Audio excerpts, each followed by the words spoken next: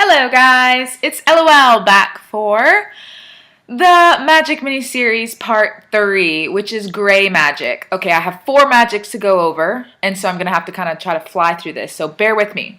So, as we've been also my dogs for your viewing pleasure, Quincy, Rambo. As we've talked about, all magic comes with a price. And so the price that gray magicians use is that those who practice only gray find themselves in a constant state of limbo. Whether it's their physical state, emotional, or personal life, that's pretty much up to the role player. But in general, a gray magician will never truly be content with where he or she is. And there will always be this feeling of something missing. And also within gray, don't forget that gray is the light-dark continuum. So gray magicians usually tend to are you a light gray? Are you dark gray? You don't have to worry about being specific about that, but just know that your character will likely fall somewhere on that spectrum. So that's kind of fun, little perk to keep in mind with them. So first off, we have alteration. Alteration has 3 parts. It's a threefold magic. Well, you could call it telekinesis, but that doesn't completely encompass all parts of it. So one part of alteration is transfiguration. One part is telekinesis, moving things with your mind. And then one part is when you think of kinesis, kinetic, the energy part, and that is manipulating energy in order to create shields. So, alteration is you're altering reality in one way or another, and that's where these 3 things fall under that. So with the transfiguration aspect of alteration, you are taking one thing in its form and turning it into something else. So, let me give you an example. Let's say I had this cell phone. An alteration magician could go, Wallakabam! A Dog Kong toy. Notice that these are just about the same size, so you could plausibly argue that the amount of matter in space didn't change. You know what I'm saying? I mean, I'm not good with science, but I know that if you guys know, our world has the same amount of weight in it, no matter what. Okay, I'm not even going to go there with that. Okay, sorry. Anyways, just know that I couldn't take a cell phone and turn it into a dog, because that would be a living creature. So alteration, another thing, alteration deals mostly with objects until you become later in the thing, and I'll talk about that. But you're not going to change something small into something big, like a bunch of students' papers I need to grade, okay? So it's going to be about the same size. I can transfigure it.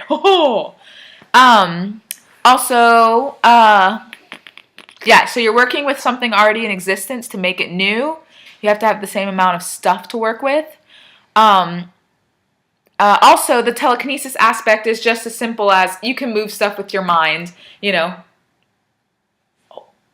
Okay, move stuff with your mind. And that is, you're just playing with the force of gravity with that. And so the stronger you are in the magic, the heavier thing you can move. This also applies to someone can lessen the pull of gravity on somebody else. So I could make someone really lighter so that I can carry them, or I could even make them start to float if I take away the pull of gravity from them. But just keep in mind you're channeling that, okay? And then as for offensive and defensive type things, it's the bone. She's going to be noisy. I have to take it away.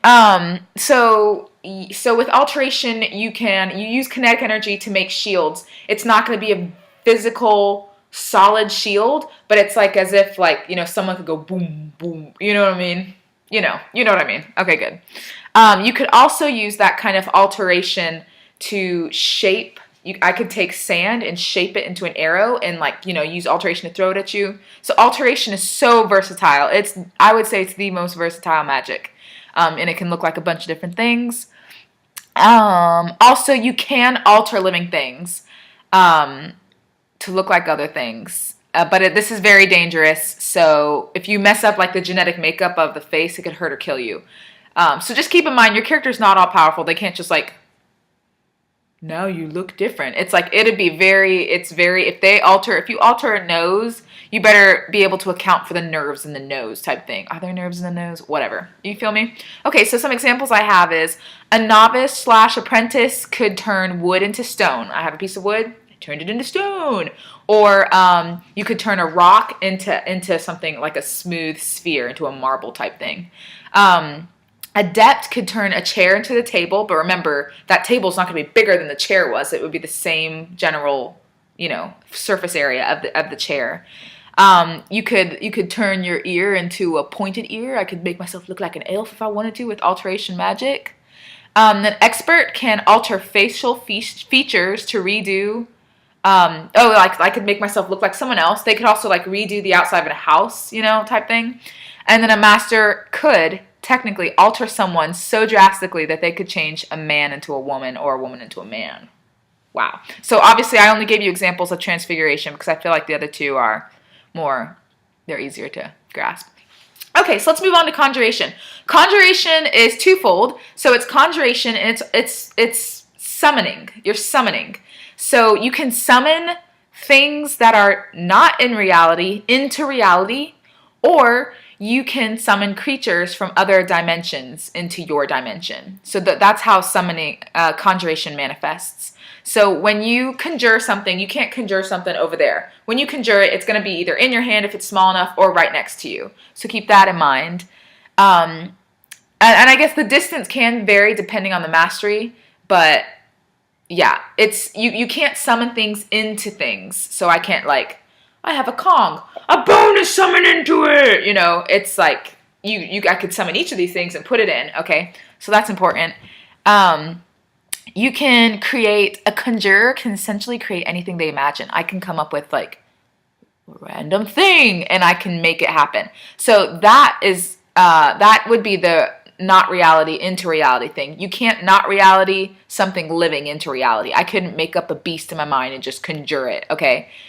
They can open a portal type thing, not a portal, sorry, don't get confused with shadow magic, but conjurers can bring forth a beast from another dimension, and essentially the role player is making it up. But just know that it's not just something into existence from nothing, like conjuring objects are. This is a very resourceful magic because you can conjure food and eat food, but keep in mind that unless you're a master, it's not real food, and you're channeling it. So once you stop channeling that food that's chewed up in your stomach, it's done. It's gone. So that's important to know. Unless you're a master, anything you conjure is temporary, and it's constantly drawing from your endurance for it to be out and lasting. So, okay, this is important. So a conjured item is only as good as the conjurer is diligent.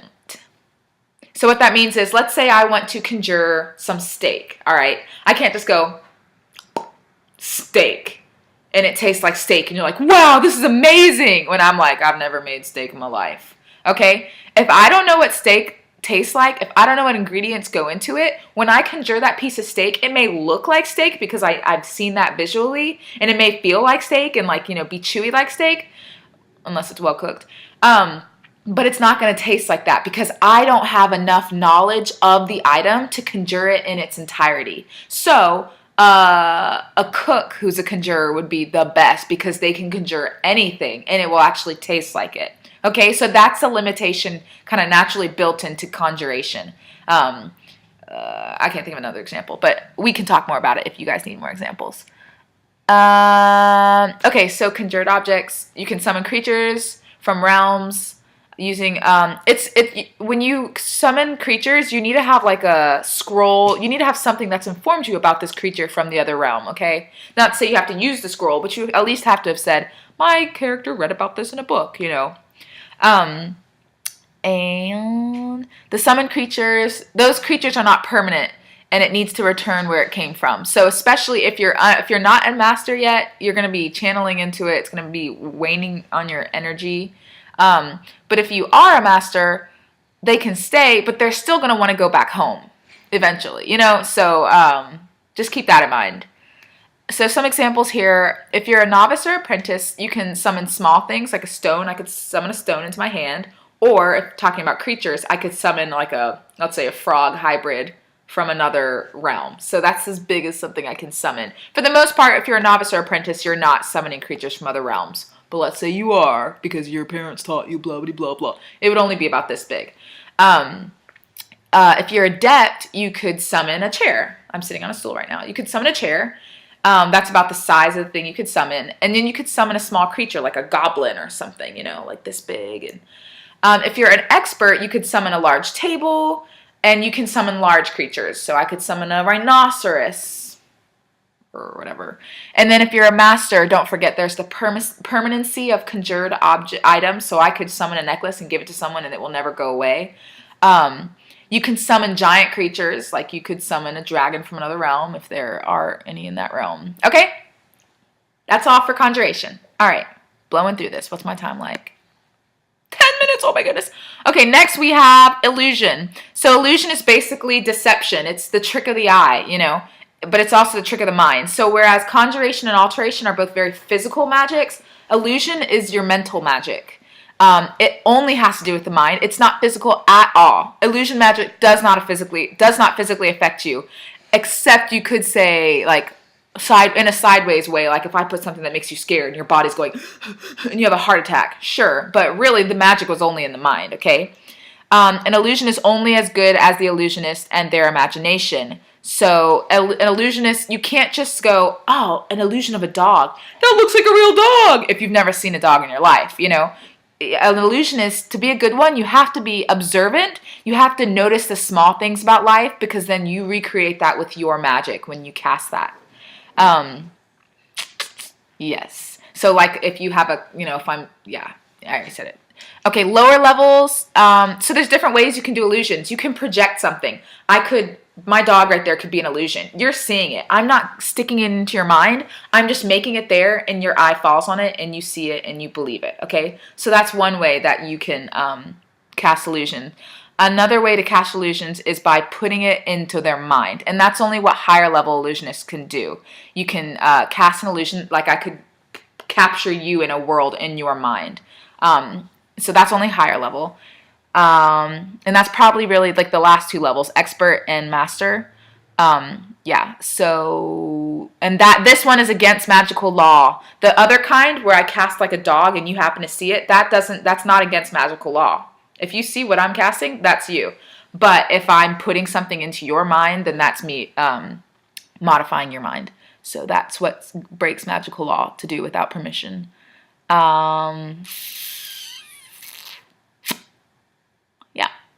Okay. So to see through an illusion, so for a character to combat illusion, you have to have the same or higher points as the person casting the illusion. So if I have a 5 and you have a 5, you're going to be able to see through my illusion and I can see through yours. If I have a 10 and you have a 5, you can't see through my illusions, but I can see through yours. But I mean, obviously, if we're just sitting at a table, like eating dinner, and then I cast illusion of like, I don't know, something really ridiculous, just think of something really ridiculous, then you can kind of go, this probably isn't real, But otherwise, if I cast someone storming into our house and doing something believable, then you're going to fall for it. So make sure to play your character accordingly. And illusion's fun. You can do anything with it, and it doesn't ever affect the body. It's the mind. So some examples. At lower level, illusions are small scale, only projections to everyone around, minimal detail.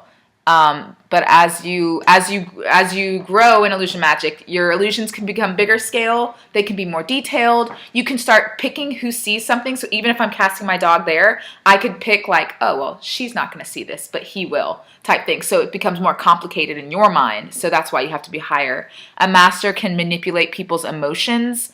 They can give people a sense of ease or joy or sadness. They can put it in the air, which is not directly manipulating you. It could be like a feeling in the air that you're like aware of, or they can like manipulate you on the inside. So that's that. Okay, moving on. So lastly, we have mysticism. This is one of the 3 rare magics.